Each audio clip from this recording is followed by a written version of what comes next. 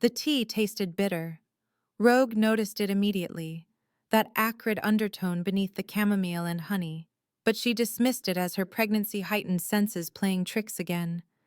Everything tasted strange these days, metallic, too sweet, or inexplicably sour. At 8 months pregnant, her body felt like a stranger's, swollen and ungainly, her wolf suppressed beneath the weight of the life growing inside her. "Drink up, love," Marcus said, his smile warm as he settled onto the couch beside her, one hand resting possessively on her distended belly. "You need your rest. The baby will be here soon."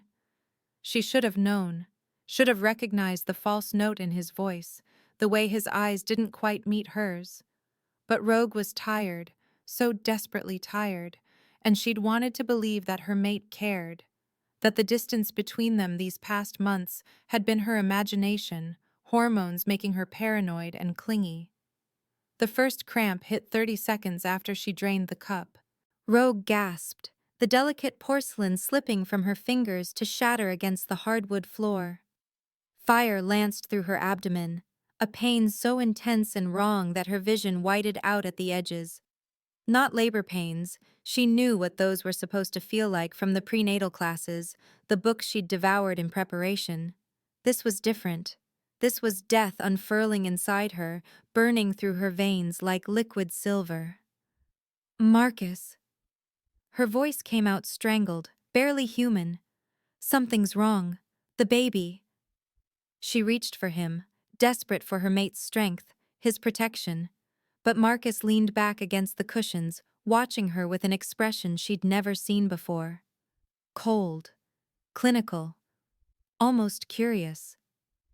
"Wolfsbane," he said conversationally, as though commenting on the weather, "mixed with just enough sedative to make sure you couldn't purge it. I had to be certain, you understand. Certain it would work." The words didn't make sense, couldn't make sense. Rogue's mind refused to process them even as another wave of agony tore through her, so violent she collapsed from the couch to her knees. Her hands clutched her swollen belly, feeling her daughter's frantic movements inside her, feeling the rapid flutter of that tiny heartbeat beginning to slow. "Why?"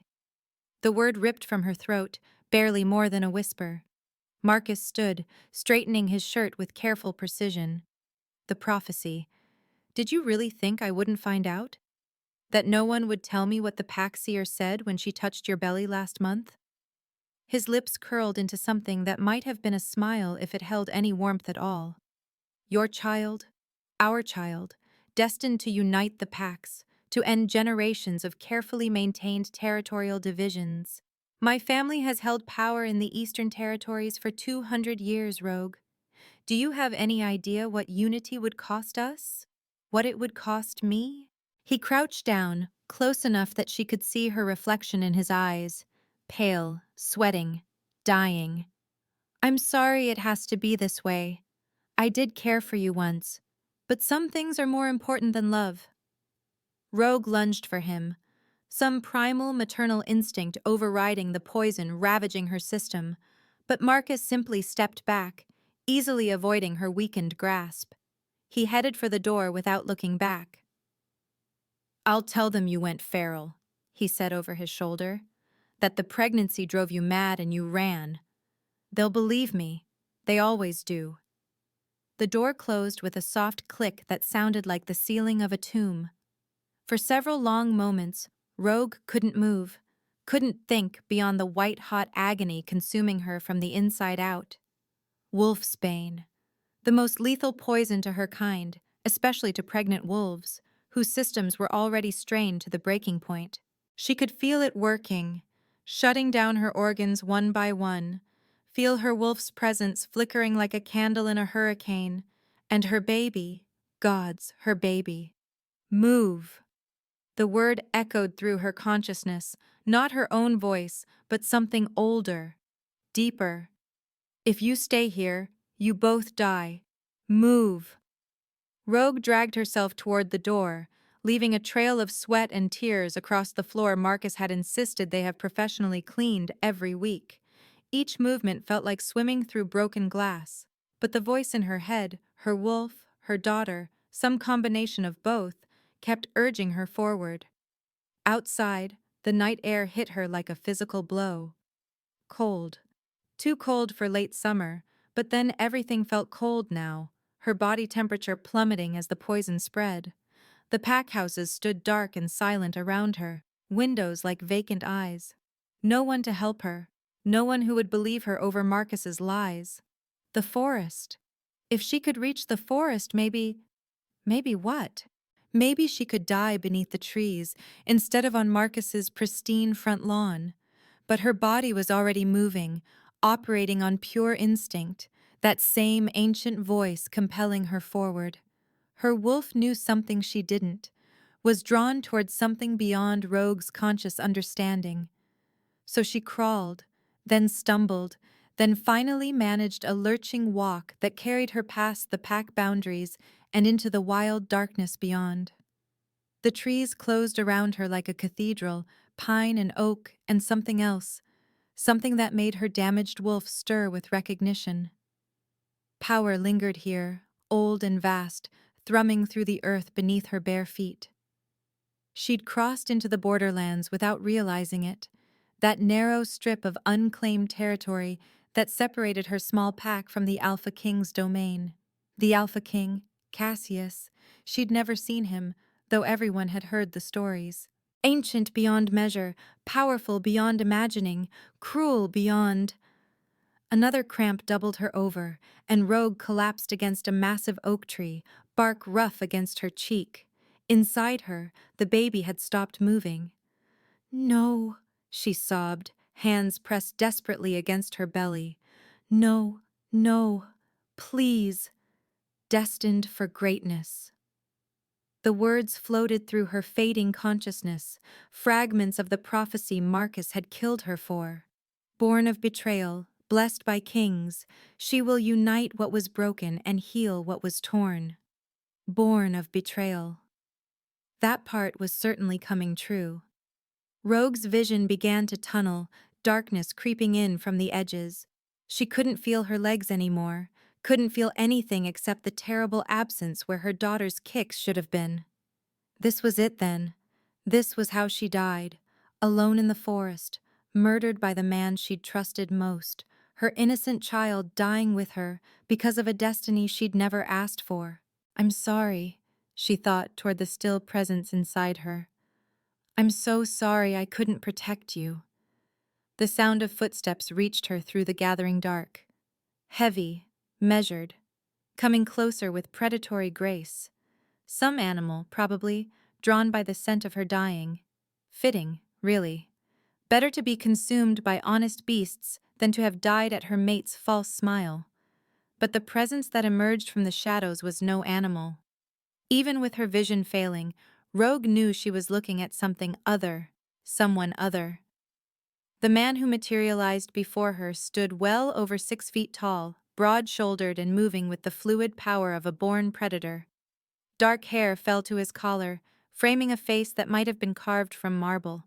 All sharp angles and harsh planes, beautiful in the way a blade is beautiful. But it was his eyes that captured her, held her transfixed even as death tightened its grip. Silver, pure molten silver, glowing faintly in the darkness, fixed on her with an intensity that should have terrified her. The Alpha King. It had to be. No one else radiated that kind of power, a presence so overwhelming it made the air itself feel heavy. He moved toward her in 3 long strides, then froze, his entire body going rigid. Those silver eyes widened fractionally, the only sign of surprise on his otherwise impassive face. "Impossible," he breathed. Then he was kneeling beside her, one hand reaching toward her face with unexpected gentleness. The moment his skin touched hers, Rogue felt it. A snap, a click, a sense of something fundamental locking into place inside her chest. The mate bond, unmistakable, undeniable, blazing to life between them like a star being born. But that was impossible. She already had a mate. Marcus was her mate, had been for 3 years, and wolves only got one. "Wolfsbane," Cassius said, his voice rough with barely contained fury. His nostrils flared as he scented her, catalogued her injuries. assessed her dying body with clinical efficiency. And pregnant. Gods damn it all. His eyes met hers, and Rogue saw the war being waged behind them. Calculation, hesitation, and something else, something that looked almost like wonder. This will hurt, he told her, but it's the only way. Before she could ask what he meant, Cassius raised his other wrist to his mouth and bit down savagely, tearing through his own flesh with elongated fangs. Blood welled up immediately, impossibly dark, and the scent of it hit Rogue like a physical force. Power. Pure distilled power, ancient and absolute, the blood of the Alpha King. He pressed his bleeding wrist to her lips. "Drink," he commanded, and the alpha dominance in his voice made her body obey before her mind could catch up. The blood touched her tongue, and Rogue's world exploded into fire and ice and lightning all at once. It burned going down, nothing like the poison's burn, but clean and fierce and alive. She could feel it racing through her veins, hunting down the wolfsbane molecule by molecule, her mate's blood going to war with the poison that had nearly destroyed her. "That's it," Cassius murmured, supporting her head with his other hand. "Take what you need, all of it if necessary." Her wolf surged to the surface, stronger than it had been in months, drawn by the mate bond and the extraordinary power flooding her system. Rogue's hands came up, clutching at Cassius's arm, no longer just accepting what he offered but demanding it, desperate to save herself and the child depending on her. And deep inside her belly, she felt it, a flutter, a kick. The baby's heartbeat strengthening, responding to the alpha blood now coursing through both their veins. "The child lives," Cassius said, and Rogue didn't know if he was talking to her or to himself. "You both live. Hold on. Just hold on." The last thing Rogue remembered before darkness claimed her was the feel of impossibly strong arms lifting her, cradling her against a chest that rumbled with a protective growl, and the sensation of moving through the forest at supernatural speed. She'd been saved by the mate she'd never known she had. She'd been claimed by the Alpha King, and nothing would ever be the same. Consciousness returned slowly, reluctantly, like surfacing from the bottom of a deep lake. The first thing Rogue became aware of was softness. Beneath her, around her, cocooning her in warmth and comfort so profound she never wanted to move again. The second thing was the absence of pain. For the first time in what felt like forever, nothing hurt. Her body felt weak, hollowed out and fragile, but the constant ache of late pregnancy and the agony of the poison were both blessedly gone. The third thing was the heartbeat. Not her own, though she could hear that too, steady and strong in a way it hadn't been in months. This was smaller, faster, a rapid flutter that sang through her awareness like music. Her daughter, still alive, still safe inside her. Rogue's eyes snapped open. Stone ceiling, gray and ancient, the blocks fitted together so precisely she couldn't see the seams. Morning light, or was it afternoon? Filtered through tall windows somewhere to her left, casting the room in soft gold. The bed she lay in could have slept 5 people comfortably, piled with pillows and blankets that felt like they cost more than everything she'd owned in her entire life. This was not Marcus's house. This was not anywhere she recognized. Easy. The voice came from her right, feminine and warm. "You're safe. Don't try to move too quickly." Rogue turned her head to find a woman sitting in a chair beside the bed, her kind face creased with concern. She appeared to be in her 60s, silver streaking through her auburn hair, wearing the simple robes of a healer. The scent that clung to her was Pack, but not any Pack Rogue knew. Something wilder, older, threaded through with an echo of the same overwhelming power she'd felt from the Alpha King, Rogue whispered. And memory came flooding back. The betrayal, the poison, Cassius finding her, feeding her his blood, that impossible mate bond snapping into place. The healer nodded. "You've been unconscious for 3 days. His Majesty brought you here after he found you dying in the borderlands." She leaned forward, her expression gentle but assessing. How do you feel? Any pain?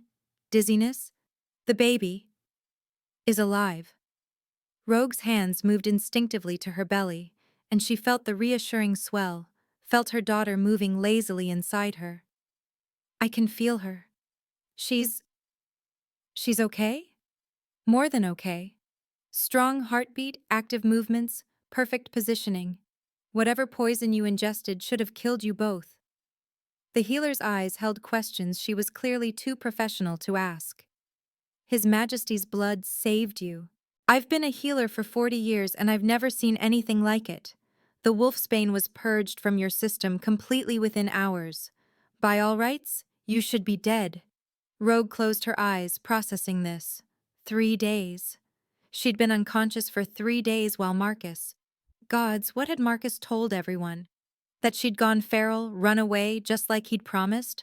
Was anyone even looking for her? Did she want them to? Where am I? She asked, though she thought she knew. The royal fortress, His Majesty's personal chambers, actually. The healer stood, moving to adjust something on a side table that Rogue couldn't quite see. He refused to have you placed anywhere else. Said you needed to be where he could protect you.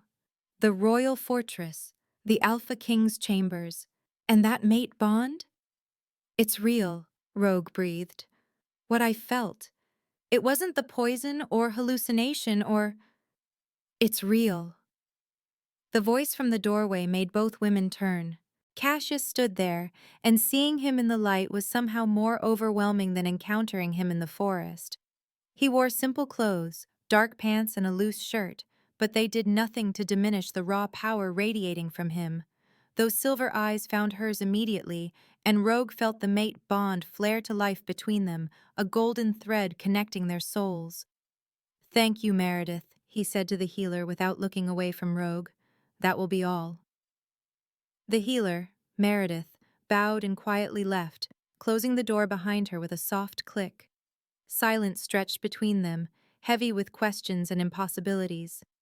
Cassius moved further into the room, stopping a careful distance from the bed, as though afraid of spooking her. How do you feel? He asked. Alive, Rogue answered honestly. Because of you. You saved us, both of us. Something flickered in his expression, there and gone too quickly to identify. The mate bond gave me no choice. The moment I scented you dying, my wolf took over. Ancient magic, older than kingdoms or crowns. He paused. I thought I would never experience it. The curse on my bloodline. He cut himself off, shaking his head. That's not important now. What matters is that you're safe. You and your child. The way he said it, your child, not our child, made something in Rogue's chest ache. Of course. She was 8 months pregnant with another man's baby, heavily showing, undeniably carrying a child that couldn't possibly be Cassius's. What kind of nightmare was this for him? Finding your mate only to discover she was about to give birth to someone else's child? I'm sorry, she whispered. The bond. I already had a mate. I don't understand how this is possible. I don't understand any of this. Cassius's eyes flashed with something dangerous. The male who poisoned you was never your true mate. Sometimes the bond forms with the wrong person first, a false connection that mimics the real thing. It's rare, but it happens. He took a step closer. What you felt for him, what you thought was a mate bond, was a lie from the beginning. Betrayed by a false mate. Saved by her true one. Rogue didn't know whether to laugh or cry. He tried to kill me because of a prophecy, she heard herself say. About my daughter. That she would unite the packs, end territorial divisions. His family would lose power, so he... She couldn't finish the sentence. I know. Cassius's voice dropped to a growl. I sent scouts to your pack after I brought you here. The male, Marcus, reported you missing, claimed you'd gone feral. But one of his pack members felt the lie and came to me in secret. Told me everything. The prophecy. The poison. His intention to murder you. Rogue's breath caught. What did you do to him? Nothing. Yet. The promise in those words was dark and absolute. You were my priority, your safety, your recovery.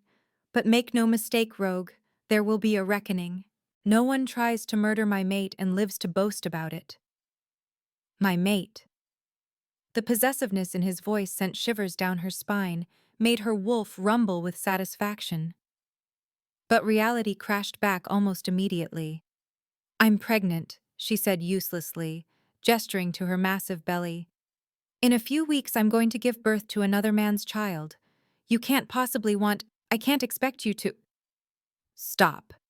Cassius closed the remaining distance between them in 2 strides, sitting carefully on the edge of the massive bed. Up close, she could see the tension in his jaw, the careful control he was exerting over himself. I claim you, both of you. Your child is destined for greatness, blessed by kings, the prophecy said as much. I am the Alpha King. My blood runs in her veins now, has for 3 days. In every way that matters, she is mine to protect. Tears burned behind Rogue's eyes. You don't have to do this. The bond, we can reject it. I won't trap you into raising another man's— Reject it? For the first time, real emotion cracked through Cassius's controlled exterior. I waited 200 years to find you. 2 centuries of emptiness, of loneliness, of believing myself cursed to rule alone. And now you're here, you're mine, and you think I would reject you because you're carrying a child? He reached out slowly, giving her time to pull away, and when she didn't, he placed his hand gently on her swollen belly. The baby kicked immediately, a strong, definite push against his palm. Cassius's expression transformed into something close to wonder. She knows me, he breathed. She recognizes my blood, my claim. Rogue felt it too, the way her daughter responded to Cassius's touch, settling immediately, her little heartbeat synchronizing somehow with the Alpha King's power. It should have been impossible. She hadn't even been born yet. But the prophecy, blessed by kings, perhaps it had already begun. I don't know how to do this, Rogue admitted, her voice small. I thought I had everything figured out. A mate, a future, and then— She gestured helplessly to herself. Now I'm in a stranger's bed, carrying a child whose father tried to murder us both, and the most powerful wolf in existence is telling me he wants to claim us as his own. I don't know what to think, what to feel. Then don't think, Cassius said softly. Just rest. Heal. Let me protect you. Everything else, we'll figure it out together. The days following Rogue's awakening blurred together in a strange, dreamlike quality that left her constantly questioning whether she'd truly survived or if this was some elaborate heaven her dying mind had constructed. But the persistent ache in her lower back? The baby had dropped, Meredith informed her cheerfully, head pressing down in preparation for birth, and the very real hunger pangs that drove her to devour 3 helpings of breakfast each morning convinced her this was impossibly real. She was alive. Her daughter was alive. And the Alpha King had claimed them both. The fortress itself was overwhelming in its grandeur. Cassius's private wing occupied the entire eastern tower, with her recovery room opening onto a private garden that took her breath away the first time Meredith helped her outside. Ancient oak trees provided dappled shade over cobblestone paths, and a fountain carved from black marble sang its endless song in the center. Flowers she couldn't name bloomed in riotous color despite the late season, and the air itself seemed to hum with protective magic. His Majesty had the garden spelled centuries ago, Meredith explained as she helped Rogue settle onto a cushioned bench, adjusting pillows behind her aching back. Nothing dies here. Nothing harmful can enter. It's the safest place in the kingdom besides the throne room itself. Rogue ran her fingers over the carved armrest, feeling the age in the wood, the power soaked into every stone and leaf. Safe. When was the last time she'd truly felt safe? Not in months, certainly, Marcus had made sure of that, his distance growing with each week of her pregnancy, his touches becoming perfunctory, cold. She'd blamed herself, thought her changing body disgusted him, never imagining he was counting down the days until he could eliminate the threat growing inside her. "Does it bother you?" The question escaped before she could stop it. "That I'm here, pregnant with another man's child, living in your king's private chambers." Meredith's weathered face creased with a gentle smile. "Child, I've served His Majesty for 40 years. I've watched him rule alone, without complaint, without hope of ever finding what every wolf craves most. The mate bond." She reached over, patting Rogue's hand with maternal warmth. "When he carried you through those gates 3 days ago, covered in your blood and his, something in him had changed. His eyes, I've never seen him look at anyone the way he looks at you." Heat crept up Rogue's neck. She'd noticed those looks too, felt the weight of Cassius's silver gaze tracking her movements whenever he visited. Which he did. Often. Sometimes just standing in the doorway of her room, watching her sleep, his presence both comforting and utterly unnerving. "The baby isn't his," Rogue whispered. Everyone thinks their king has finally found his mate, and that she and her child need protecting." Meredith's voice turned firm. "The specifics of conception matter far less than the reality of the bond. You're his now. That's all anyone needs to know. His." The possessiveness should have frightened her, especially after Marcus's toxic ownership disguised as love. But when Cassius called her his, when his hand lingered on her shoulder or his wolf rumbled protectively in her presence, it felt different. Not like being owned, but like being cherished, chosen.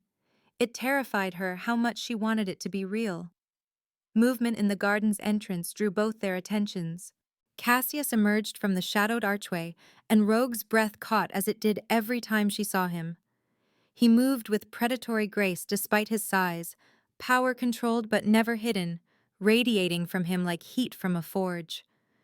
Today he wore formal attire, black pants and a deep gray shirt that somehow made his silver eyes even more striking, and she realized with a start that he must have come from court. "Meredith," he said with a slight nod, "I need to speak with Rogue. Alone."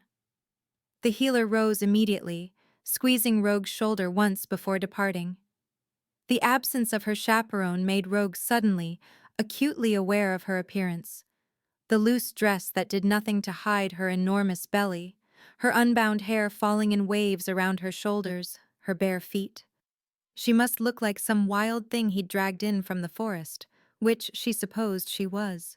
Cassius settled onto the bench beside her, close enough that she could feel his body heat, could smell the cedar and winter storm scent that clung to him.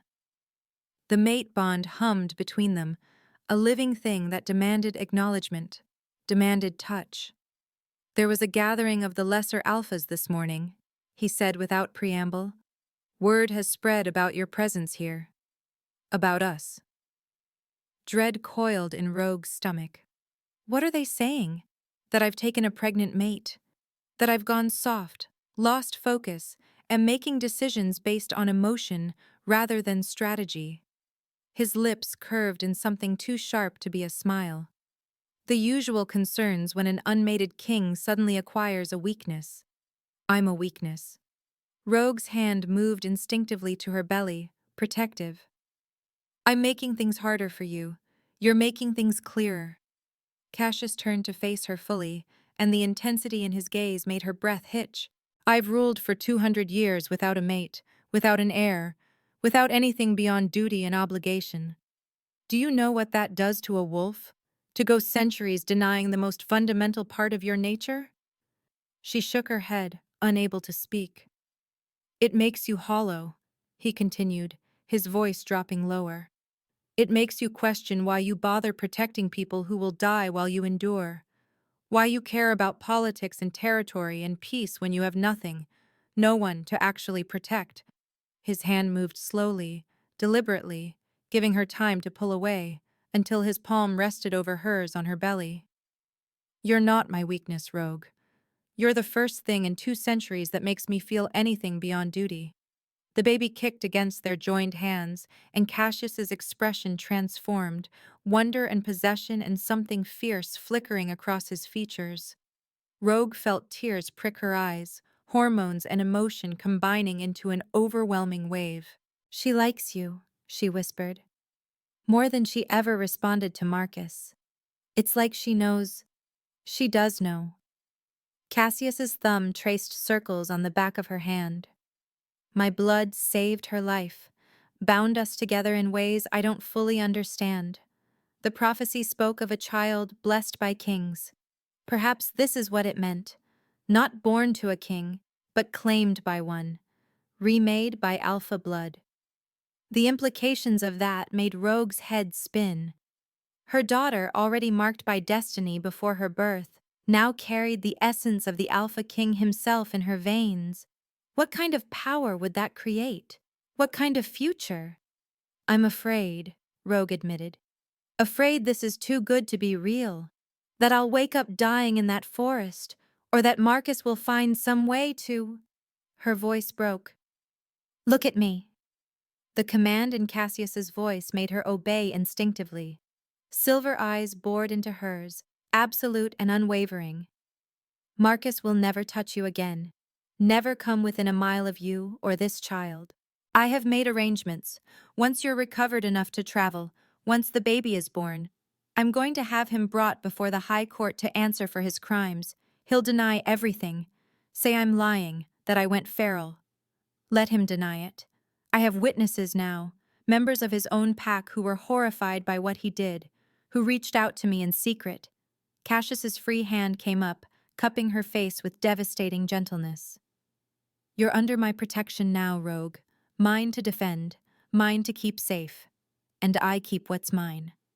The possessiveness in his words should have triggered every warning bell, should have reminded her of Marcus's gradual isolation disguised as protection. But Cassius's touch held no threat, no hidden agenda. Just raw, honest need threading through the mate bond, his wolf calling to hers. She leaned into his palm before she could stop herself, and his breathing hitched. You're making this very difficult, he murmured. Making what difficult? Going slowly, giving you space and time to heal, to adjust. His thumb brushed across her cheekbone. The bond wants what it wants, Rogue. My wolf wants to claim you properly, mark you, eliminate any trace of the male who dared hurt you.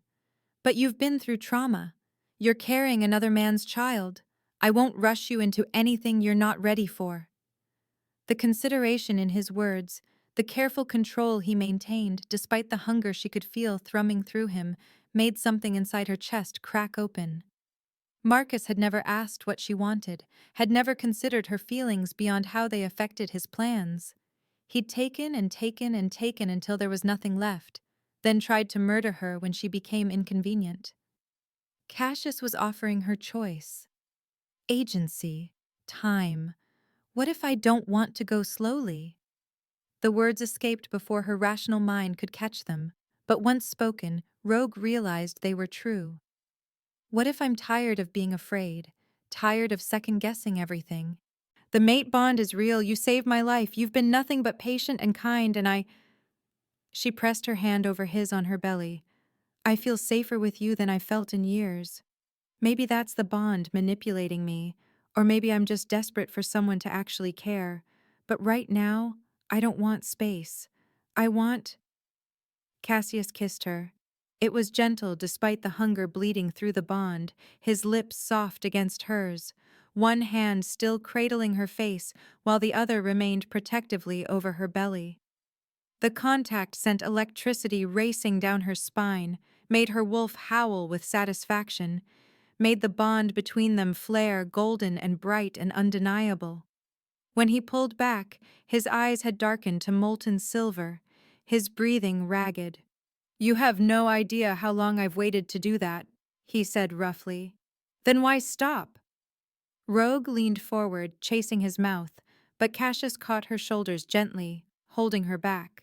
Because you're 8 months pregnant and recovering from near death, he said firmly. though his restraint clearly cost him. Because I won't take advantage of your vulnerability, no matter how much my wolf is screaming at me to mark you right now, in this garden, where everyone would know you're mine. He pressed his forehead to hers, breathing her in. When I claim you properly, Rogue, you'll be fully healed, fully strong, and absolutely certain it's what you want. Not grateful, not desperate, certain. The fact that he could restrain himself, could prioritize her well-being over his own desires, made Rogue want him even more. But he was right. She was exhausted from just the short trip to the garden, her body still recovering from the poison and the strain of late pregnancy. And as much as the mate bond sang between them, she'd rushed into things with Marcus and paid dearly for it. You're right, she conceded. But that doesn't mean I like waiting. Cassius's laugh was low and genuine, transforming his usually severe features into something breathtaking. Neither do I, little mate. Neither do I. They sat together in comfortable silence after that, Cassius's hand never leaving her belly, feeling their daughter move and kick in response to his presence. The afternoon sun painted everything golden, and for the first time since before her pregnancy, Rogue allowed herself to feel something dangerous. Hope. The illusion of peace shattered 4 days later when Marcus arrived at the fortress gates. Rogue was in the healing wing when the commotion started, having her daily examination with Meredith. The baby had dropped even further, and contractions, irregular but present, had started that morning. Not labor yet, Meredith assured her, but soon, very soon. The sound of raised voices carried even through the thick stone walls, and Rogue's wolf stirred uneasily, recognizing something in those distant shouts that made her hackles rise. "What's happening?" she asked. Meredith's expression tightened. "Stay here. Let me find out." But before the healer could move, the door burst open and Cassius strode in, his face carved from granite, power rolling off him in waves that made the air itself feel heavy. Behind him trailed his second-in-command, a wolf named Drake with kind eyes and a warrior's build, looking deeply uncomfortable. "He's here," Cassius said without preamble. "Marcus. At my gates, demanding an audience, bringing accusations and half the lesser alphas as witnesses." Rogue's blood turned to ice. "No, he can't be. How did he find me?" "The same way everyone knows," word spread. Cassius moved to her side, his presence both protective and barely controlled. "He's claiming you stole pack resources before abandoning your duties, that you're mentally unstable, that the pregnancy made you violent and irrational. He has 2 other pack members backing his story. It's lies." Rogue's hands shook as they moved to her belly. "All lies. I know." Cassius's voice was arctic. "But he's forcing my hand. Coming here with witnesses, with other alphas watching. If I simply execute him or turn him away without hearing his claims, I look like a tyrant ruled by the mate bond rather than law." Drake stepped forward. "We could invoke privacy rights. Deny him entry on the grounds that he's harassing your mate, which would only feed the narrative that I'm making decisions based on emotion rather than justice." Cassius's jaw clenched. "No, we do this properly. Publicly. Let him make his accusations, then destroy them with truth." Terror clawed at Rogue's throat. What if he convinces them? What if they believe him over me? Cassius turned to face her fully, gripping her shoulders. "Then I remind every alpha present that you are my mate, under my protection, and that I don't particularly care what they believe. But it won't come to that. I have wolves from his own pack willing to testify to his lies, to the truth of what he did. This ends today, Rogue, one way or another." She wanted to believe him, wanted to trust in his power and protection. But Marcus had always been silver-tongued, had always known exactly what to say to make people see things his way. What if he turned the other alphas against Cassius? What if he somehow managed to convince them that she was the villain? What if he found a way to take her baby? "I'll be there," she said firmly. "When he makes his accusations, I'll face him." "Absolutely not." Cassius's voice dropped to a growl. "You're 8 months pregnant and vulnerable. I won't have you anywhere near that male." He tried to murder me and our child. Rogue pushed herself to standing despite Meredith's protests, using the examination table for support. I won't hide while he lies about me to your entire court. I won't give him that power over me anymore. Something shifted in Cassius's expression, pride warring with protectiveness. Finally, he nodded once, sharp and decisive. Then we face him together. The throne room was packed when they entered an hour later, Cassius having insisted Rogue rest and change into something formal first. The dress they'd found for her was deep green, empire waisted to accommodate her belly, and far finer than anything she'd ever owned. Someone, probably Meredith, had braided her hair into an intricate crown, making her look almost regal despite her obvious pregnancy. Every eye in the room turned to her as she entered on Cassius's arm, and the whispers started immediately.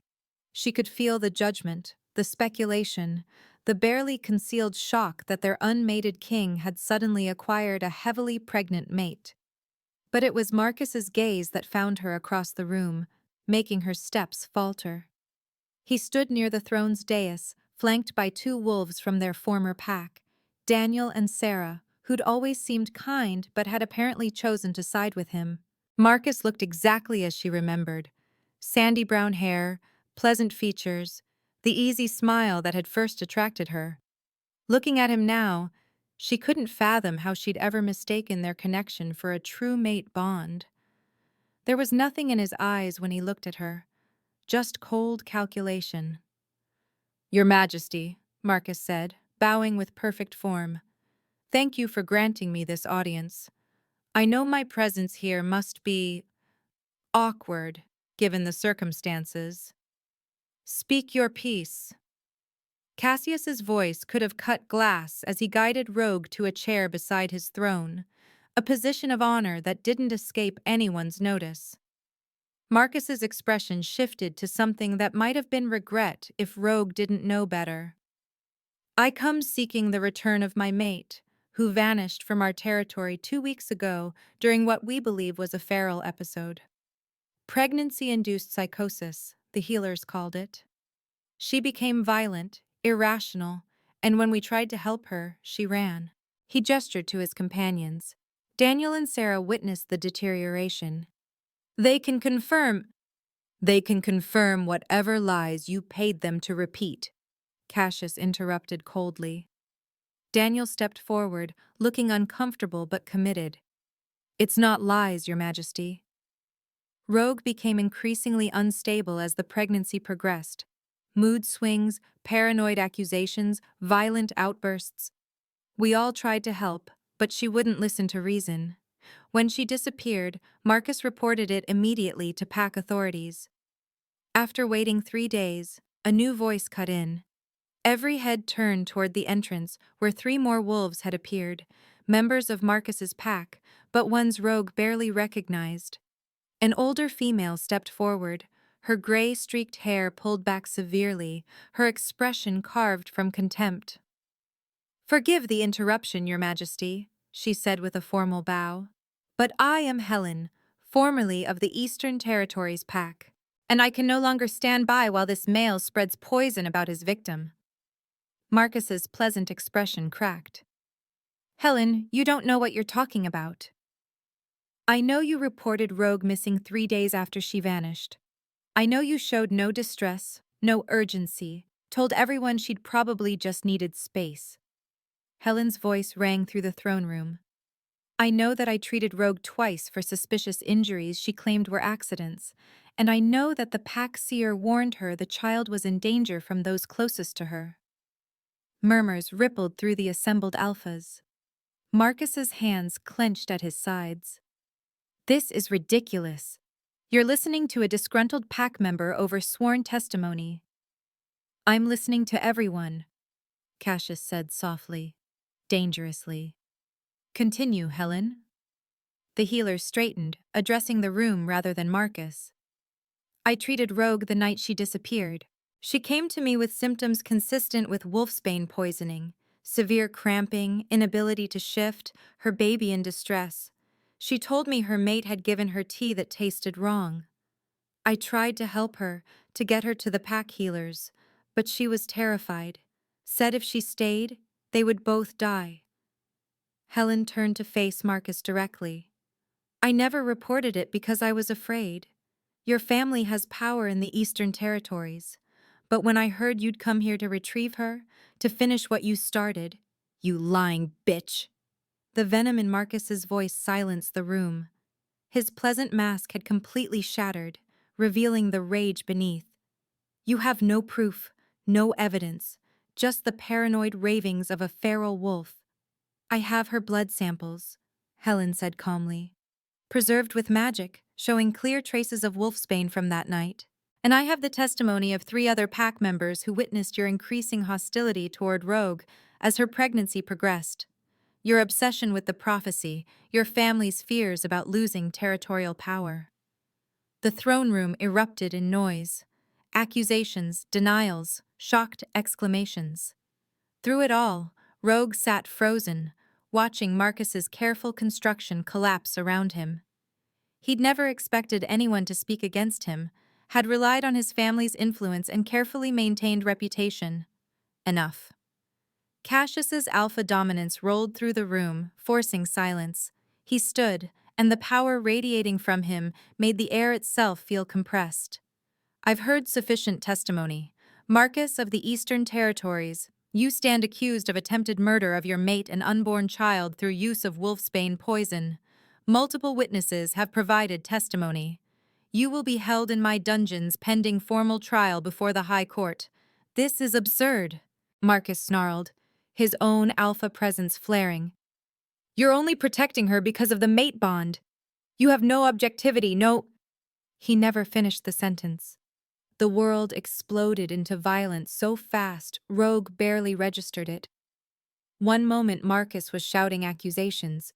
The next his hand had moved to his belt, pulling something small and dark, his arm drawing back to throw.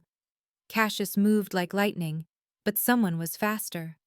Sarah, who'd supposedly come to support Marcus's claims, launched herself at Rogue with inhuman speed, a silver blade appearing in her hand from nowhere. Not to protect her, to kill her. The betrayal registered in the same instant Rogue tried to move, her pregnant body too slow, too ungainly. The blade never landed. Drake intercepted Sarah midair, both of them crashing to the ground in a tangle of limbs and snarling wolves. The silver knife skittered across the floor, and chaos erupted throughout the throne room. Cassius had Marcus pinned against a pillar, one hand around his throat, the Alpha King's control completely shattered as he squeezed. You brought an assassin into my house, Cassius snarled, his voice barely human. Brought a blade meant for my mate into my throne room. Marcus's face was turning purple, but his lips curved in a vicious smile. She'll never be safe. Never. Too many people want that child dead, want the prophecy unfulfilled. Kill me and 3 more will take my place. You can't protect them forever. Rogue watched Cassius's hand tighten, watched Marcus's eyes begin to bulge, and felt no satisfaction. Only a creeping dread that he might be right. How many others feared what her daughter represented? How many would come for them in the night, bringing silver and poison and death? Cassius. Her voice cut through the chaos. Don't. Silver eyes found hers, wild with protective rage. Don't kill him, she continued, keeping her voice steady despite her terror. Make him stand trial. Make it public. Show everyone what he did, what he tried to do. Killing him now makes you look guilty, makes it look like you're covering something up. The logic reached him through the fury. Slowly, reluctantly, Cassius released Marcus, letting him collapse to the floor, gasping. Guards moved in immediately, silver chains appearing from somewhere, binding both Marcus and Sarah with cruel efficiency. Take them to the dungeons, Cassius ordered. Separate cells, full suppression chains. I want guards rotated every 2 hours. No one gets comfortable. No one gets loyal. His gaze swept the room, touching every alpha present. And anyone else who thinks my mate is vulnerable, who thinks they can strike at what's mine and live, pay close attention to what happens next. The threat hung in the air like smoke. One by one, the assembled alphas bowed their heads in submission, acknowledging both his power and his claim. But Rogue felt no relief as she watched Marcus being dragged away. His words echoed through her mind, poisonous and persistent. You can't protect them forever. That night, Cassius insisted Rogue move to his private chambers. Not the recovery room she'd been using, but his actual bedroom in the most secure part of the fortress. She was too exhausted to argue, her body aching from the stress of confrontation, her daughter moving restlessly inside her, as though sensing her mother's fear. Meredith checked her vitals one final time, announcing that contractions were still irregular but more frequent. Labor could start any day now, possibly within hours given the stress she'd endured. The healer prescribed rest, relaxation, and absolutely no more assassination attempts. The last part had been a joke, but no one laughed. Now Rogue sat propped against a mountain of pillows in Cassius's massive bed, watching him pace before the fireplace like a caged predator. He'd shed his formal clothing for simple pants and a loose shirt, but the casual dress did nothing to diminish the lethal edge surrounding him. I should have killed him, he said for the fourth time. Should have ripped his throat out the moment I scented his treachery. You did the right thing. Rogue shifted, trying to find a comfortable position that didn't exist anymore. Public trial, public justice. It's smarter politically. Politics. The word was a curse. Politics nearly got you killed today. If Sarah had been faster, if Drake hadn't been positioned perfectly. He cut himself off, running a hand through his dark hair. I failed you. You were in my throne room, supposedly under my protection, and an assassin got within 3 feet of you with a silver blade. The self-recrimination in his voice drew her out of her own spiraling thoughts. You couldn't have known.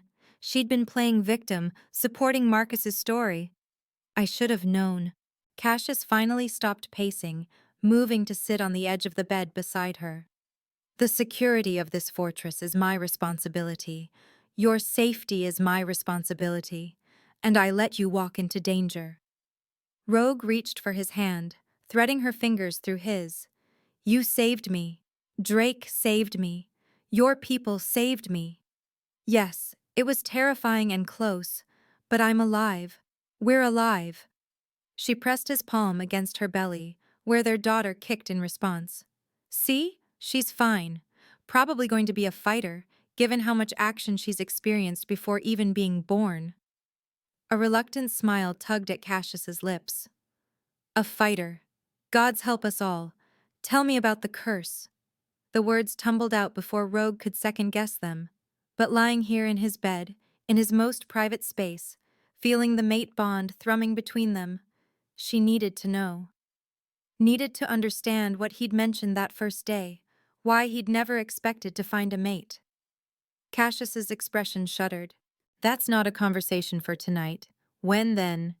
We've been dancing around it for days, avoiding real intimacy beyond surface attraction. But Marcus is going to trial.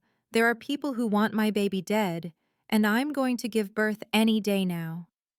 She squeezed his hand. I need to know who you are. Really are. Not the Alpha King, but you. Silence stretched between them, broken only by the fire's crackle. Finally, Cassius exhaled slowly. My bloodline was cursed 200 years ago by a witch whose mate I executed for treason, he began, his voice carefully neutral. She said I didn't understand the sacred nature of the mate bond, that I'd put politics above the most fundamental law of our kind. So she cursed me to never experience it myself, to rule alone, to endure centuries watching others find their mates while I remained empty. Rogue's breath caught. 200 years without hope of ever finding what every wolf craves most. His thumb traced circles on her belly. I accepted it eventually. Told myself it didn't matter, that duty was enough. But it hollows you out, Rogue. Makes you question why you bother protecting people who will die while you endure.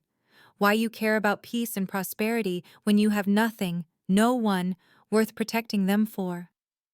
But you found me. She barely whispered it. The curse broke, or was fulfilled. Cassius met her eyes, and she saw vulnerability there she'd never expected. Perhaps she didn't curse me to never find my mate. Perhaps she cursed me to wait 2 centuries before finding her, to truly understand what I'd taken from her mate when I executed him, to feel every year of emptiness before being granted what I'd denied her. The weight of that hit Rogue like a physical blow.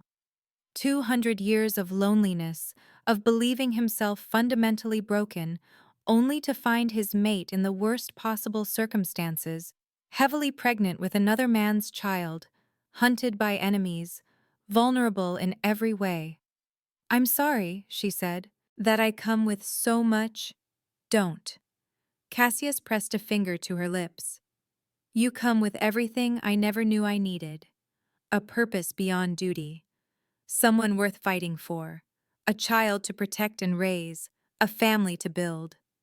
His hand splayed across her belly. "The circumstances aren't ideal, but fate has never been particularly concerned with ideal." Rogue turned her face into his palm, breathing in his scent, letting the mate bond wrap around her like a blanket. "I was systematically destroyed by Marcus," she confessed, the words tumbling out in a rush. "He isolated me from my family, convinced me they didn't care, made me doubt my every instinct, question my own sanity. By the end, I believed him when he said I was lucky he tolerated me, that no one else would want a broken wolf like me." Cassius's growl rumbled through the room.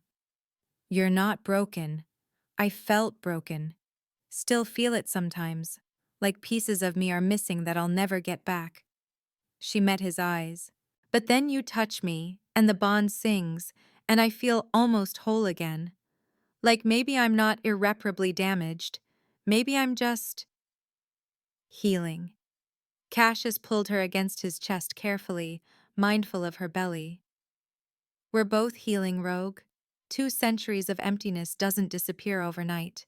Months of abuse doesn't heal in days. But we have time. We have each other. And sometimes, that's enough." She relaxed into his arms, feeling his heartbeat against her back, feeling their daughter settle contentedly between them. For the first time since the assassination attempt, the fear receded slightly. Not gone. Marcus's words still echoed in her mind, but manageable. "Cassius? Hmm? Thank you. For claiming us. For not seeing her as someone else's burden." His arms tightened around her. "She's not a burden. She's blessed by kings, remember? Born of betrayal, saved by alpha blood. Our blood, Rogue. She's as much mine now as if I'd fathered her." The conviction in his voice made tears prick her eyes. This male, this ancient powerful king, had chosen them without hesitation. Had given them everything without asking for anything in return beyond letting him protect them. She was falling in love with him. The realization should have terrified her, should have triggered all her trauma around Marcus. But lying here in Cassius's arms, feeling his gentleness and strength in equal measure, it felt right, natural. Like maybe fate had known exactly what it was doing, bringing them together in that forest. They stayed like that until Rogue dozed off, safe and warm and protected, Cassius's hands never leaving her belly as their daughter moved lazily inside her. When the summons came 3 days later, Rogue knew before anyone spoke that it meant trouble. She was in the private garden, under Meredith's watchful eye, attempting to walk circles to ease the constant pressure in her pelvis. The baby had dropped even further, and contractions came every few hours now. Still not labor, but close. So close. Drake appeared in the archway, his expression grim. "Rogue. The Alpha Council has issued a formal demand." Dread pooled in her stomach. What kind of demand? "They're invoking ancient law, claiming that because Marcus has made formal accusations regarding pack resource theft and abandonment of duties, you must stand trial before the full council." Drake's jaw clenched. "They're threatening war if Cassius refuses to turn you over." The world tilted. War? The lesser alphas are nervous about His Majesty's behavior. They see him protecting you as evidence that the mate bond has compromised his judgment, made him weak. They want to test his resolve, See if he'll choose you over political stability. Rogue sank onto the nearest bench, her hands moving automatically to her belly. What did Cassius say?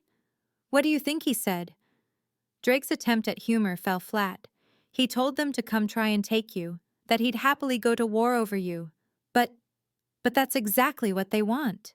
Rogue closed her eyes, seeing the trap clearly. They're backing him into a corner. Either he hands me over and looks weak, controlled by politics rather than the bond, or he refuses and proves he's compromised, willing to start a civil war over one pregnant wolf. His Majesty doesn't see it as a trap. He sees it as a clear choice. Protect his mate or bow to political pressure. And he'll always choose you. The certainty in Drake's voice should have comforted her. Instead, it crystallized the impossible decision before her. If she stayed, Cassius would go to war. Wolves would die. Packs would be destroyed. All because she was too weak, too damaged, too much of a liability to stand trial alone. Or she could leave. The thought formed before she could stop it. If she surrendered herself voluntarily, went to the council on her own terms, Cassius couldn't be accused of choosing mate over kingdom. He'd maintain his political standing, keep the peace, avoid war, and she would face Marcus's accusations with whatever dignity she could muster. Trust in the truth coming out. It was the smart choice, the strategic choice, the self-sacrificing choice that put the good of many over the safety of one. It was also absolutely terrifying. "Where is Cassius?" she asked, sending messages to his allies, preparing defenses, planning for siege conditions if necessary. Drake moved closer. "Rogue, you can't be thinking, I need Meredith to check me over one more time, make sure the baby is stable." She pushed herself to standing, ignoring the way her hands shook. "And I need you to not tell Cassius what we discussed. Not yet. He'll know. The bond will survive a few hours of deception." She met Drake's eyes steadily. "Please. I need time to think, to figure out what to do. Don't take that from me." The beta studied her for a long moment, clearly torn between duty to his king and respect for her autonomy. Finally, he nodded once. "I'll give you until sunset. After that, I'm telling him everything." "Thank you." Meredith's examination confirmed what Rogue already knew. The baby was healthy, positioned perfectly for birth, and could arrive any time in the next few days. Her body was ready. The question was whether her courage would match. That night, after Cassius had finally fallen into restless sleep beside her, his arms wrapped protectively around her even in unconsciousness, Rogue made her decision. She couldn't let him go to war for her. Couldn't let wolves die because she was too afraid to face her accuser. Marcus had already taken so much from her trust, her safety, nearly her life. She wouldn't let him take Cassius's kingdom too. Moving carefully, Rogue extracted herself from the Alpha King's embrace. He stirred but didn't wake, exhausted from days of political maneuvering and preparation for conflict. She dressed in the darkness, pulling on sturdy clothes and boots, wrapping a cloak around her shoulders. Her bag, packed days ago at Meredith's insistence in case labor started, sat ready by the door. She should have left a note, should have explained, apologized, something. But words failed her, and the bond already ached with guilt and grief at what she was about to do. "I'm sorry," she sent down the bond, hoping he might feel it even in sleep. "I love you. This is the only way to protect you." Then she slipped out of the room, past guards who'd been commanded to let her move freely, through corridors she'd learned over her weeks of recovery. The fortress was massive, but she'd memorized the path to the eastern gate, the one least defended, because who would expect an attack from the direction of their most peaceful allies? Or an escape from their king's pregnant mate? The night air hit her like a slap, cold and sharp. Early autumn was giving way to winter, and her breath misted before her. Rogue pulled the cloak tighter, adjusted her bag, and started walking. She made it perhaps half a mile before the contractions started in earnest. Not the irregular practice contractions she'd been having for days, but real, purposeful, unmistakable labor pains that doubled her over with their intensity. Rogue gripped a tree for support, breathing through the pain, and felt moisture between her legs. Her water had broken. "No," she whispered. "Not now. Please, not now." But her body had its own timing, and apparently her daughter had decided that a midnight escape into dangerous territory was the perfect moment to make her entrance into the world. Another contraction hit, stronger than the first, and Rogue's knees buckled. She managed to catch herself against the tree, but barely. How far to the council's meeting place? At least 10 miles. 10 miles while in active labor, alone, vulnerable. She'd been so stupid. So incredibly, dangerously stupid. But going back meant war. Going back meant Cassius choosing her over his kingdom, exactly what his enemies wanted to prove. She had to keep going, had to... Going somewhere? The voice from the shadows made her scream. A figure stepped into the moonlight, and Rogue's blood turned to ice. Marcus. How had he? The dungeons, the silver chains. "Did you really think I only had one ally in that fortress?" He smiled, pleasant and cold. Sarah wasn't the only one willing to help eliminate an inconvenient prophecy. She was just the distraction while my real associate worked on freeing me. He moved closer, and Rogue saw the others behind him. 3 wolves she didn't recognize, all radiating hostile intent. She tried to shift, to call her wolf, but another contraction ripped through her, and she collapsed instead, vulnerable and trapped. "Perfect timing," Marcus observed, crouching beside her. "Going into labor miles from help. Almost like fate wants me to finish what I started." His hand moved to her belly, and she flinched away. "Don't worry, I'll let you deliver first. Then I'll take the child and finish you properly. Can't have the Alpha King's blood saving you again." Terror gave her strength she didn't know she possessed. Rogue lunged at him, nails extended into claws, aiming for his eyes. She connected, felt flesh tear, heard his scream of pain. But then hands grabbed her from behind, dragging her back, and something silver and burning locked around her wrists. Chains. They'd brought silver chains. Her wolf howled and retreated, suppressed by the metal's touch. Another contraction hit, and this time Rogue did scream, the pain doubled by the silver burning her skin. "Much better," Marcus said, blood streaming from the scratches on his face. "Now we can do this properly. No interruptions, no rescue. Just you, me, and that prophesied mistake you're about to bring into the world." He raised something in his hand, a blade, silver and cruel, and Rogue knew with absolute certainty that she was going to die here. She and her daughter both, murdered by the male who'd already betrayed them once. She reached desperately down the mate bond, knowing it was probably too late, probably too far, but needing Cassius to know. The howl that split the night was rage and power and absolute fury, given voice. Marcus froze. His companions stepped back.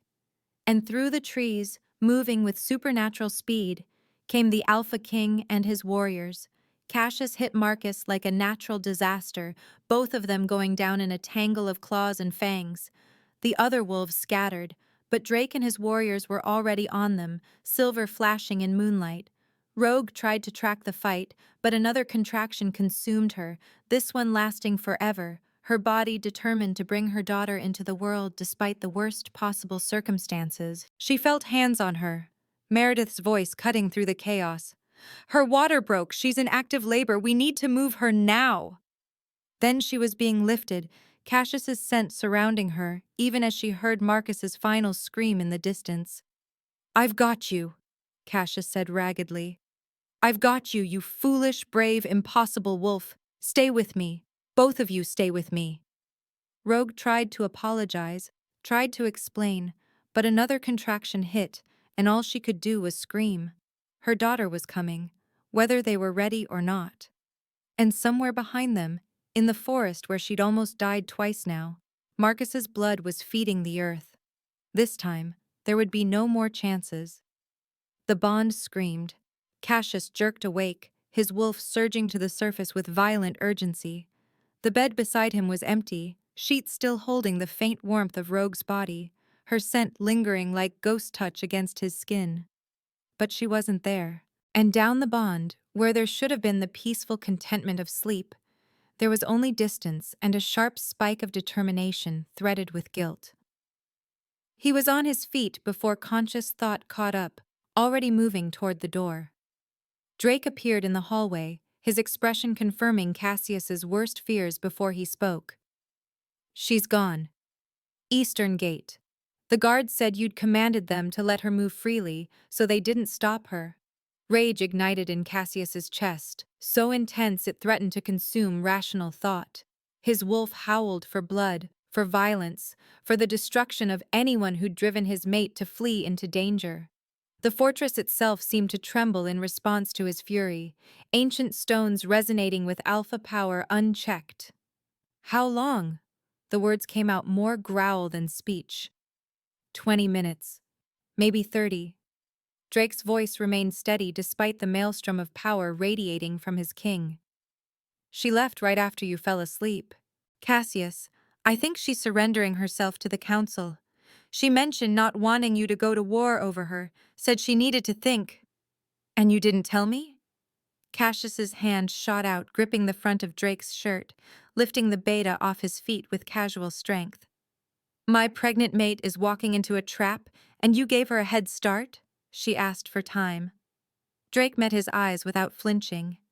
She needed to make her own choice, not have it made for her. "I was going to tell you at sunset." Cassius dropped him. The anger remained, vast and terrible, but beneath it was something worse. Fear. Because down the bond, he could feel Rogue's pain beginning, could sense her body betraying her at the worst possible moment. She was going into labor. "Gather every warrior we have," Cassius commanded, his voice dropping to something cold and absolute. "Full battle gear. I want healers ready to move, including Meredith. We leave in 5 minutes. To the council stronghold? To wherever she is." Cassius was already moving, throwing on clothes, strapping weapons to his body with practiced efficiency. The council wanted a war? They're about to get one. And when I'm done, they'll understand exactly what it means to threaten what's mine. The bond pulsed again, sharper this time, pain and terror combining into a silent scream that made Cassius's vision white out at the edges. Not just labor pains. Something else. Something wrong.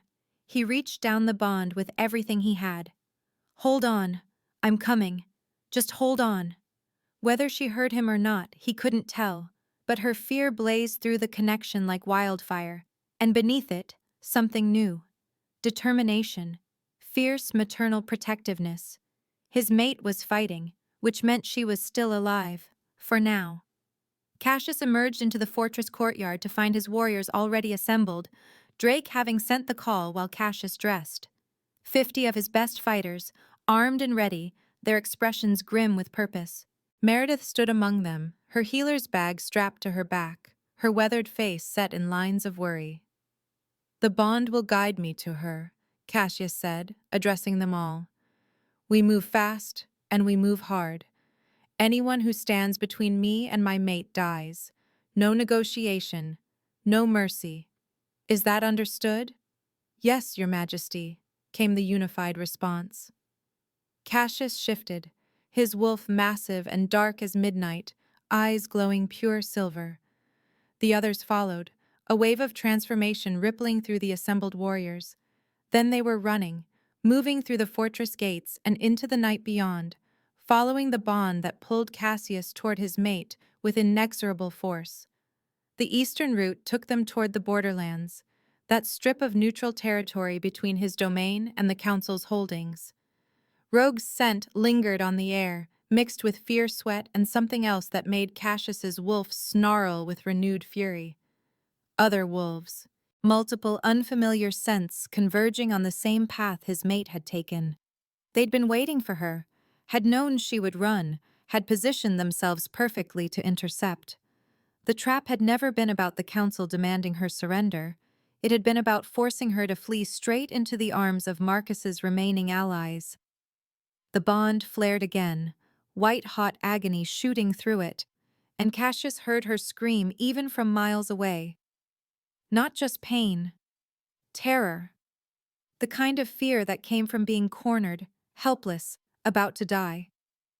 He poured on speed, his warriors struggling to keep pace, branches and undergrowth blurring past.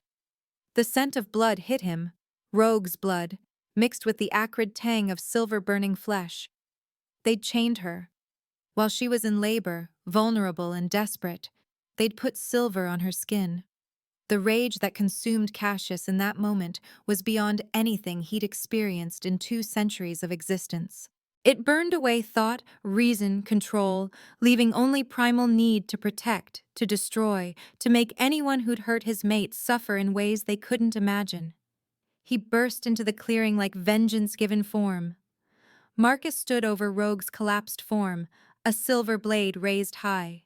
3 other wolves flanked him, and Rogue lay chained between them, her face twisted in agony, her body racked with contractions that came too fast, too hard.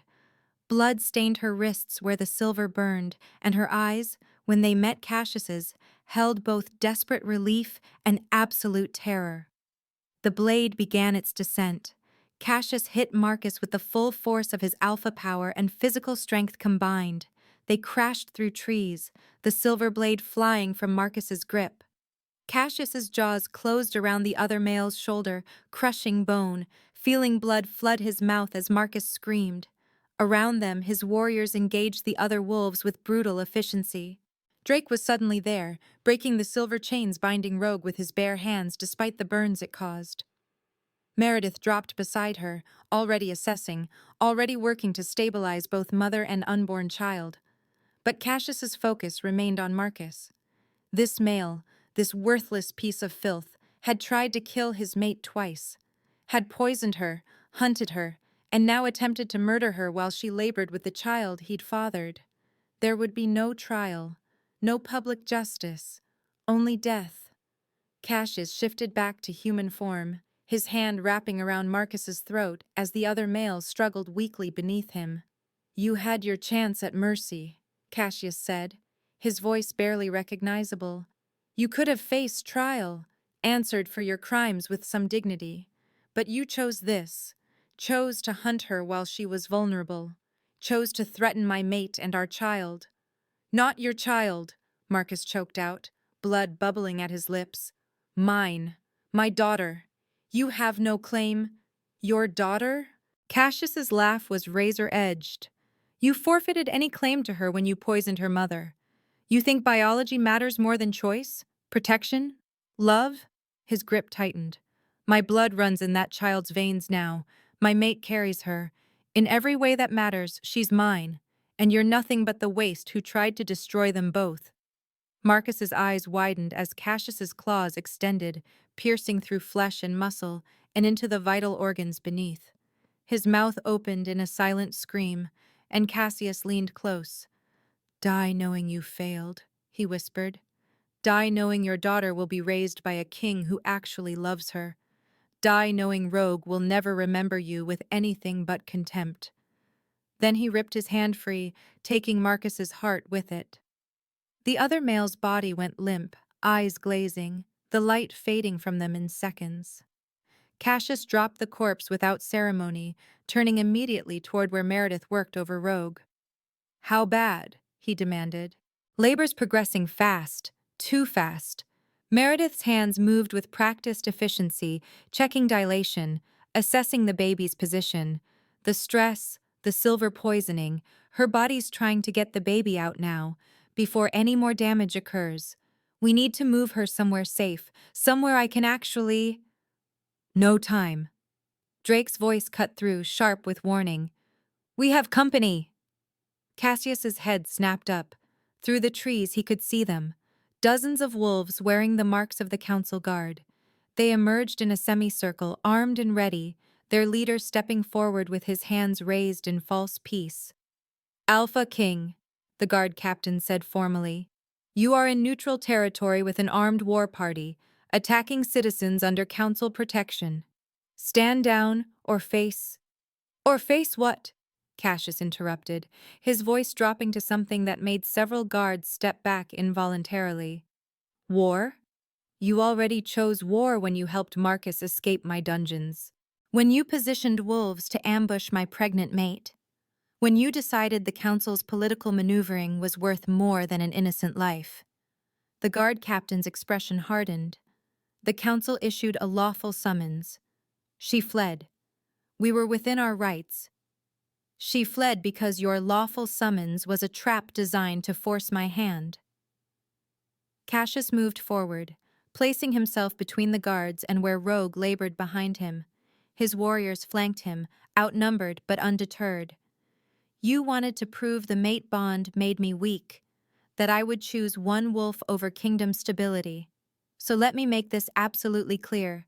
I choose her, every time, without hesitation, and anyone who thinks that's weakness is welcome to test me. Power rolled from him in waves, pure alpha dominance backed by 2 centuries of rule. Several guards dropped to their knees involuntarily, unable to resist the command in his presence. But their captain held firm, his own alpha aura flaring in response. Then you choose war. The council will not. Whatever he intended to say died as an explosion of power erupted behind Cassius. The silver burned. Every breath Rogue took felt like inhaling fire, every contraction doubled by the chains searing her wrists. But worse than the physical pain was the knowledge that she'd failed. Failed to protect her daughter, failed to save Cassius from war, failed at everything that mattered, until his presence blazed through the bond like a supernova. She felt him coming before she heard the sounds of battle, felt his rage and love and absolute determination burning away her despair. Then he was there, a dark, avenging angel ripping Marcus apart with surgical precision. And despite the agony consuming her body, Rogue felt something inside her chest crack open. Hope. Real, genuine, terrifying hope. But the council guards arrived too quickly, surrounding them, and through the fog of pain, Rogue understood they were trapped. Outnumbered. Cassius would fight, was already preparing to fight, but he couldn't win against this many, not while protecting her and his warriors simultaneously, unless she helped. The thought came from somewhere deep inside, not her conscious mind but something older. Her wolf stirred beneath the silver's suppression, and for the first time since the chains touched her skin, Rogue felt something besides pain. Power. It started small, a warmth in her chest spreading outward, but it built with each heartbeat. Her wolf wasn't retreating from the silver. It was fighting through it, feeding on the mate bond's strength, on the Alpha King's blood that had saved them weeks ago. The prophecy echoed through her mind. Born of betrayal, blessed by kings, blessed by kings, Cassius's blood, his power merged with hers through the bond and the salvation he'd given. Another contraction hit, but this time Rogue didn't just endure it. She channeled it. Used the pain, the primal force of her body bringing life into the world, and combined it with the power awakening inside her. Her wolf surged to the surface, no longer suppressed but transformed, glowing with silver light that matched Cassius's eyes. The chains around her wrists shattered. Rogue pushed herself to her feet, moving on pure instinct, her body screaming protests that she ignored. Around her, the council guards stopped their advance, staring at her with expressions mixing shock and fear. The silver light emanating from her skin grew brighter, and she understood with sudden clarity what she'd become. Luna. Not just a mate, but a true Luna Queen, powerful in her own right, blessed by the Alpha King's blood, awakened by necessity and destiny. Get away from my mate, she heard herself say, her voice resonating with power she'd never possessed before. The guard captain laughed nervously. You're in labor and unarmed. You can't possibly. Rogue moved. One moment she stood beside Meredith, the next, she had the captain pinned against a tree, her hand around his throat, her eyes glowing pure silver. I'm carrying the prophesied child, she said softly, dangerously. I survived wolfsbane poisoning that should have killed me. I've been blessed by the most powerful alpha alive. Do you really think labor makes me weak? Another contraction hit, and this time Rogue embraced it, let the pain fuel her power. The captain's eyes widened as her grip tightened, cutting off air. Rogue, Cassius's voice cut through the red haze. Let him go! She didn't want to. Wanted to make him pay for every moment of fear, every second she'd thought her daughter would die. But Cassius's hand on her shoulder grounded her, pulled her back from the edge. Let him go, Cassius repeated gently. You've made your point. Rogue released the captain, who collapsed, gasping. Around them, the other guards had backed away, their weapons lowered, their earlier confidence completely shattered. They'd come expecting to find a helpless pregnant wolf. Instead, they'd found a Luna Queen willing to fight through labor itself to protect her child. Return to the council, Cassius commanded, addressing all the guards. Tell them what you witnessed here. Tell them the Alpha King's mate is not some political pawn to be manipulated.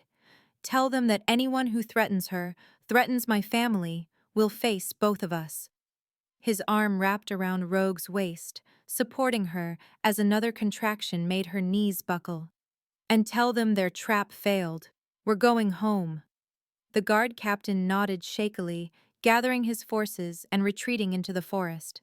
Within moments, they'd vanished, leaving only Cassius's warriors and the bodies of Marcus and his allies behind. Now, Meredith said firmly, appearing at Rogue's other side. Can we please get her somewhere appropriate to give birth? Because this baby is coming whether we're ready or not. Rogue tried to respond, but another contraction consumed her, this one lasting forever, her body determined to finish what it had started. Through the bond, she felt Cassius's calm strength flowing into her, supporting her, and for the first time since this nightmare began, she believed they might actually survive it. There's a safe house 2 miles north, Drake reported. Small, but defensible. We can… No. Rogue's voice came out strained but firm. The council stronghold. We go there. Cassius stared at her. You can't be serious. They wanted me to stand trial? Fine. I'll stand trial. Another contraction made her gasp, but she pushed through it. Right after I give birth in their sacred meeting hall. Let them watch the prophesied child arrive. Let them see exactly what they tried to destroy. A slow, fierce smile spread across Cassius's face.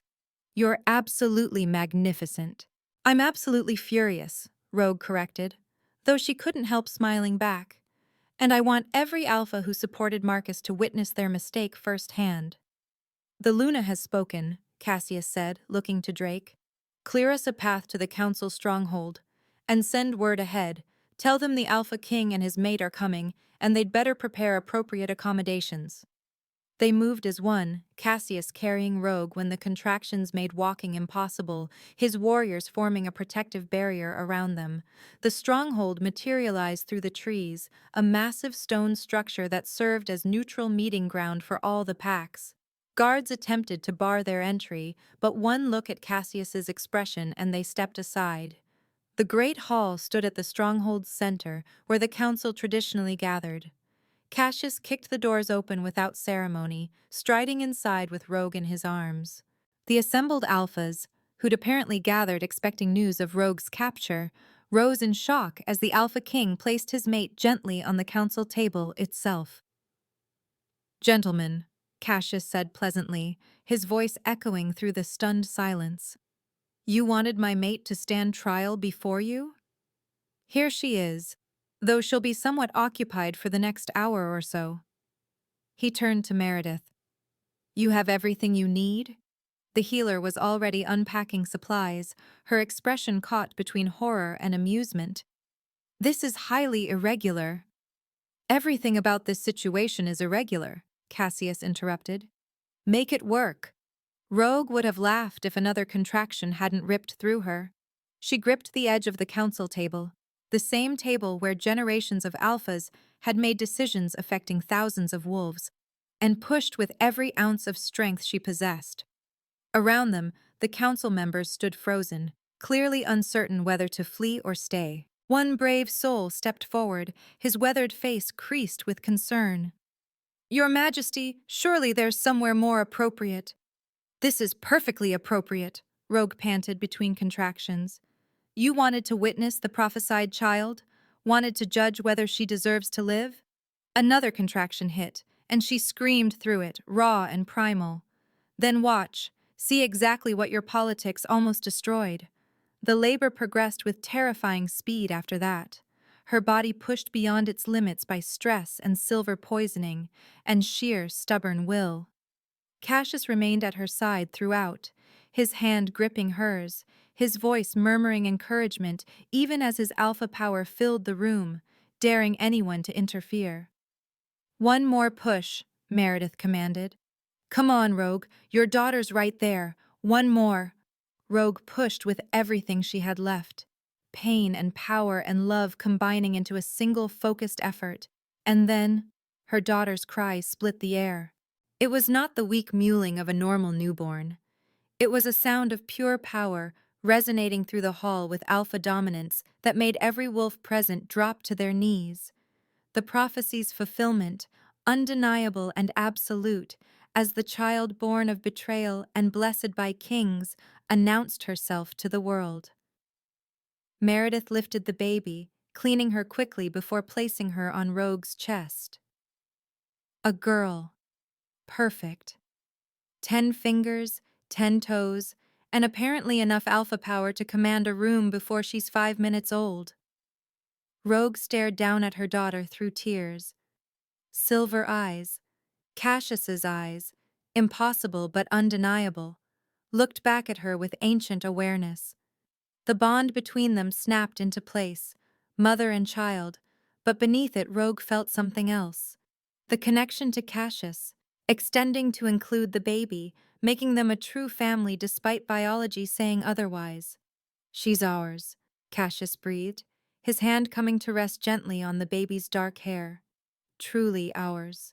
Around them, the council members were slowly rising, their expressions mixing awe and fear. The same Alpha who'd spoken before stepped closer, his voice reverent. "The prophecy," he whispered, "born of betrayal, her father's treachery, blessed by kings, saved and claimed by the Alpha King himself. She will unite what was broken." His eyes met Cassius's. "Your Majesty, we never meant for things to escalate to this point. Marcus deceived us, convinced us she was dangerous." "She is dangerous," Cassius interrupted coldly. "Look at her. Born 5 minutes ago and already commanding wolves with bloodlines centuries old. You wanted to destroy her because you feared change, feared losing your carefully maintained power structures." He gestured to Rogue and their daughter. "But change is here, and you'll either adapt to it or be swept aside by it." Another council member stepped forward, younger than the others, his expression determined. "Then let us adapt. The Eastern Territories are in chaos with Marcus dead, his family's power broken. We need new leadership, new vision." He knelt before the council table, head bowed. "I pledge my pack's loyalty to the Alpha King and his Luna Queen, to the prophesied child who will unite us all." One by one, the other Alphas followed suit, kneeling before Rogue and her newborn daughter. Not all of them looked happy about it, but none dared refuse, not after witnessing what they'd just seen. "What will you name her?" someone asked. Rogue looked up at Cassius, who met her eyes with infinite tenderness. They hadn't discussed names, hadn't had time, but looking down at her daughter's perfect face, feeling the power radiating from such a tiny form, one name came immediately to mind. "Aurora," she said softly. "Light after darkness." Cassius's smile was brilliant and genuine. Aurora. Perfect. 3 months later, Rogue stood on the fortress balcony overlooking the United Pack territories, watching the sunrise paint everything gold. Aurora slept peacefully in her arms, having finally settled after a night of teething complaints. Behind her, Cassius emerged from their chambers, wrapping his arms around both of them from behind. "She's still the most demanding tyrant I've ever encountered," he murmured into Rogue's hair. "And I've ruled for 2 centuries." Rogue laughed softly. "She gets that from you. She gets everything from both of us." Cassius pressed a kiss to her temple, then gently traced one finger across Aurora's sleeping face. "Your stubbornness, my power, and enough determination to reshape the world." It was true. In 3 months, Aurora had already proven herself unlike any wolf child in history. She'd shifted for the first time at 6 weeks, unheard of, and her alpha dominance grew stronger daily. Wolves from every territory came to witness her, to pledge loyalty, to see the prophesied child who was supposed to unite them all. And slowly, miraculously, it was working. Old feuds were being set aside. Territorial boundaries were being renegotiated, all because no one wanted to be on the wrong side of Aurora's future. "The Council confirmed the last treaty yesterday," Cassius continued. "The Northern Pacts have agreed to trade negotiations, something we've been trying to accomplish for 50 years, because they're terrified of our daughter." Rogue shifted Aurora to her other shoulder, smiling as the baby made sleepy sounds of protest before settling again. "Because they're in awe of our family." Cassius's hand moved to rest on Rogue's still flat stomach. "Speaking of which, Meredith confirmed it this morning. You're pregnant again." Rogue turned in his arms, searching his face. They'd known it was possible, had hoped for it actually. But knowing and confirming were different things. "How do you feel about it?" she asked. Terrified, ecstatic, wondering if 2 children with our combined power might actually end civilization as we know it. Cassius pulled her closer, careful not to disturb Aurora between them. "But mostly grateful. That you survived, that we found each other, that we're getting to build this family I never thought I'd have." Emotion clogged Rogue's throat. Some days she still couldn't believe this was real, that she'd survived Marcus's betrayal, found her true mate, given birth to a prophesied child who was reshaping their entire world. The trauma still lingered sometimes, nightmares making her reach for Cassius in the dark, but healing was happening. Slowly, surely, day by day. "I love you," she whispered against his chest. "I love you both." Cassius tightened his embrace. "All 3 of you now, my impossible, miraculous family." Aurora stirred, her silver eyes opening to look at them with that ancient awareness that never failed to unnerve and amaze. She reached one tiny hand toward Cassius, and he took it gently, his massive warrior's hand making hers look impossibly small. "Hello, little one," he murmured. "Ready to change the world again today?" Aurora gurgled in response, and down the bond Rogue felt it, contentment, safety, love flowing between all 3 of them. The prophecy had spoken of a child who would unite what was broken, but it hadn't mentioned what she would give in return. Hope, family, purpose, everything worth fighting for, wrapped in 8 pounds of demanding, powerful, perfect baby wolf. As the sun fully crested the horizon, painting the United Territories in light, Rogue allowed herself to finally, completely believe in their future. The darkness was behind them. The betrayal had been survived, and ahead stretched only possibility, bright and infinite as the dawn.